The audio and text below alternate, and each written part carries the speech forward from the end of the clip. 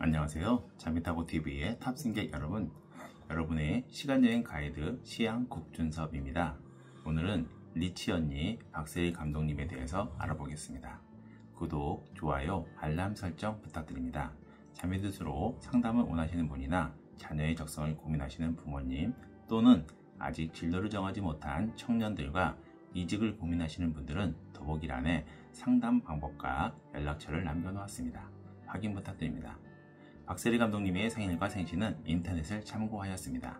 다만 인터넷에서 가장 많이 언급되고 있는 생시인 술시는 제가 보기에는 맞지 않아 묘시로 생시를 보고 명반을 작성하였습니다. 먼저 박세리 감독님이 세계적인 골프 선수가 될 수 있었던 이유를 알아보겠습니다.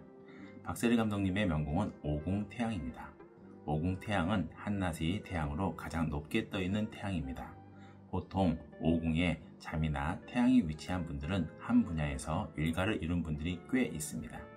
감독님의 경우는 아침에 태어난 명이니 태양은 황제의 별인 잠이와 마찬가지로 신하별을 거느려야 더욱 성과를 높일 수가 있습니다.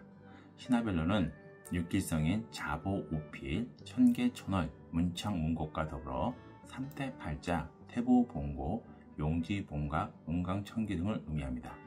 그런데 감독님의 명궁에 위치한 태양은 그림에서 보듯이 3태 8자만을 명궁에서 보고 나머지 신하별은 아버지를 의미하는 부질선에서 모두 보고 있습니다. 2024년에 아버지가 사문서 유지를 하기 전까지 박세리 감독님이 아버지인 박준철 씨에게 의지하며 일생을 보낸 이유입니다. 박세리 감독님이 명천선이 위치한 자오궁은 부질선이 위치한 충미근과 암합관계에 있습니다. 이 경우 명천선에 미치는 부질선의 영향이 강할 수밖에 없는데 하물며 명천선이 필요로 하는 별들을 품은 부질선이니 아버지인 박준철 씨가 미치는 영향력이 박세리 감독에게는 클 수밖에 없습니다. 박세리 감독님의 명반은 제가 지금까지 말씀드린 좋은 명반의 조건인 육길성을 하나도 보지 못했기 때문에 상격의 명반과는 거리가 멀어 보입니다. 세계적인 명성을 가지고 있는 박세리 감독님과는 어울리지 않아 보이기까지 합니다.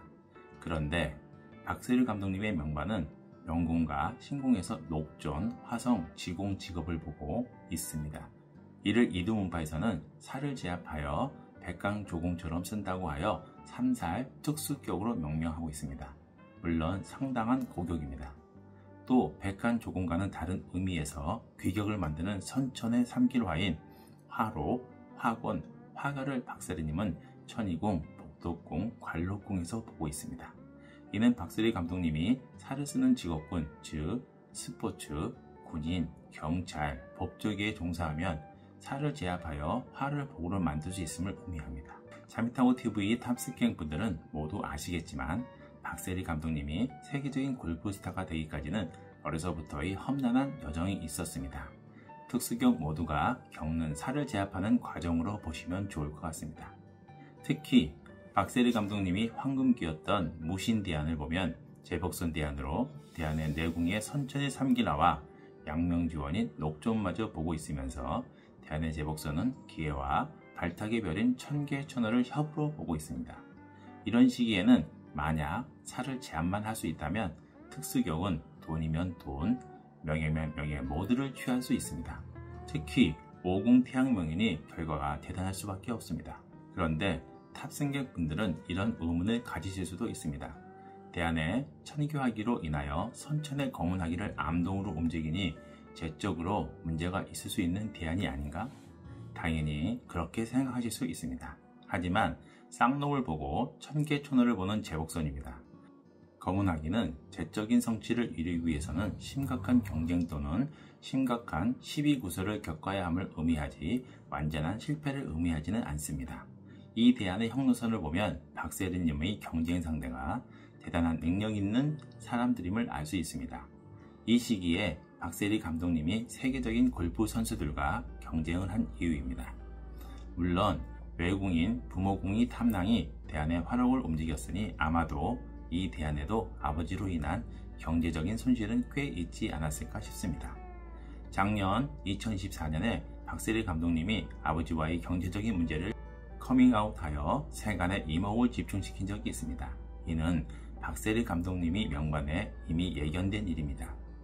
박세리 감독님의 명반을 보면 선천의 녹조는 명궁에 위치하고 있는데, 이는 부모궁이 경양과 형제궁이 타라에게 록, 즉 돈과 명예를 끊임없이 빼앗김을 의미합니다. 더욱 박세리 감독님이 복덕궁에 있는 태음하록은 녹정과 함께 부모궁을 협하고 있습니다.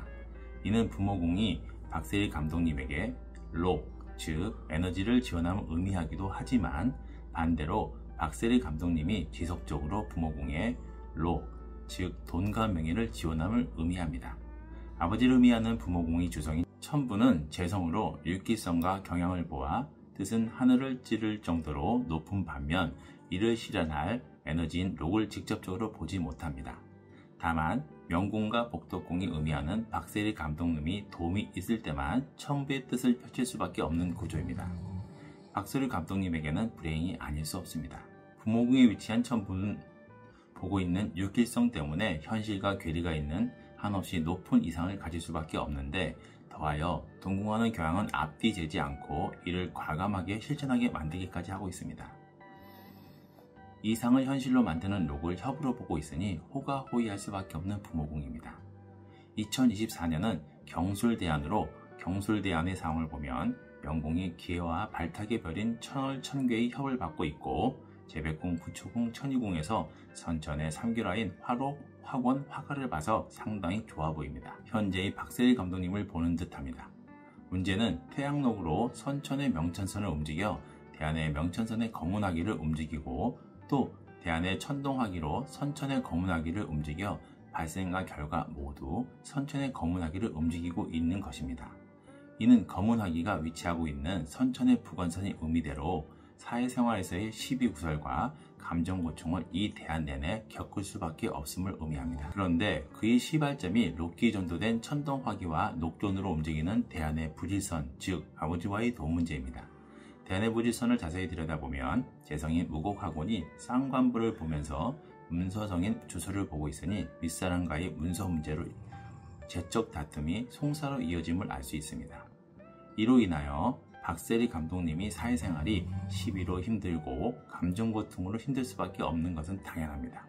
2024년뿐만 아니라 이 대안 내내 이런 일들이 지속적으로 이루어지지 않았을까 싶습니다.